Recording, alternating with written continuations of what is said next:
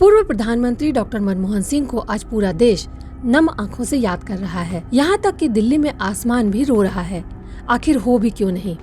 मनमोहन सिंह एक ऐसे राजनेता थे जिन्होंने आधुनिक भारत को आकार देने में महत्वपूर्ण भूमिका निभाई। डॉक्टर मनमोहन सिंह के कुशल नेतृत्व का ही असर है कि आज भारत खुद को विश्व की सबसे बड़ी अर्थव्यवस्था में 5वें स्थान पर देख रहा है। आर्थिक सुधारों में डॉक्टर सिंह की नीतियों का ही असर है कि रिजर्व बैंक से लेकर योजना आयोग तक और वित्त मंत्री बनने से लेकर प्रधानमंत्री बन जाने के बाद भी बिना किसी शोर शराबे के डॉक्टर मनमोहन सिंह ने आधुनिक भारत को ये आकार दिया कि आज हम विश्व के मानचित्र पर वर्तमान प्रधानमंत्री नरेंद्र मोदी के कुशल नेतृत्व में आर्थिक महाशक्ति बनने की ओर अग्रसर हैं। वैसे ये कम लोगों को ही पता होगा कि डॉक्टर मनमोहन सिंह को उस समय के प्रधानमंत्री पीवी नरसिम्हा राव ने अपनी सरकार में वित्त मंत्री कैसे बनाया। इस बात की जानकारी खुद डॉक्टर मनमोहन सिंह को भी नहीं थी। वो एक फोन कॉल था जिसने सिर्फ देश ही नहीं बल्कि डॉक्टर मनमोहन सिंह की जिंदगी भी बदल कर रख दी। बात 1991 के जून के महीने की है। डॉक्टर मनमोहन सिंह एक सम्मेलन में हिस्सा लेकर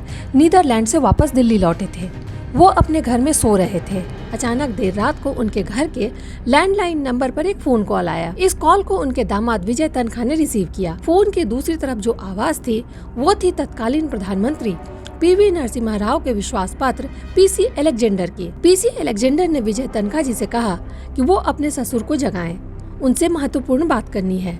पीसी अलेक्जेंडर ने तत्काल उनसे मिलने की बात कही। कुछ देर के बाद ही पीसी अलेक्जेंडर और डॉक्टर मनमोहन सिंह की मुलाकात हुई।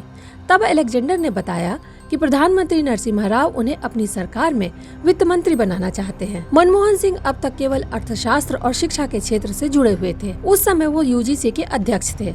उनका राजनीति से कोई लेना देना नहीं था, इसलिए उन्होंने तत्काल इस बात का कोई जवाब नहीं दिया और बात आई गई हो गई। फिर आया 21 जून 1991 का दिन, जब देश में नरसिम्हा राव सरकार शपथ लेने जा रही थी। डॉक्टर मनमोहन सिंह अपने यूजीसी के ऑफिस में बैठे थे। तभी उनको एक फोन कॉल आया कि वो तैयार होकर शपथ ग्रहण समारोह में शामिल हों। इस वाक़े को डॉक्टर मनमोहन सिंह की बेटी प्रोफेसर दमन सिंह ने अपनी किताब strictly person Manmohan and Gursharan में लिखा है। मनमोहन सिंह अपने यूजीसी के दफ्तर में बैठे थे।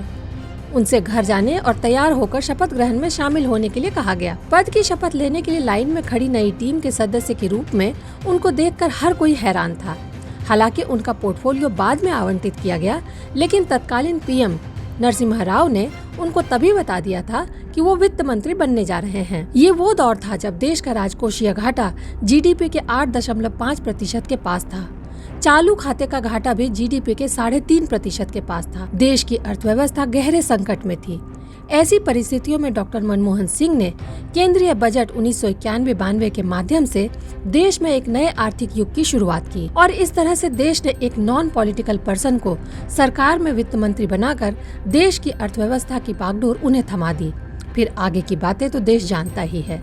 डॉक्टर मनमोहन सिंह 2004 से लेकर 2014 तक 10 साल देश के प्रधानमंत्री रहे।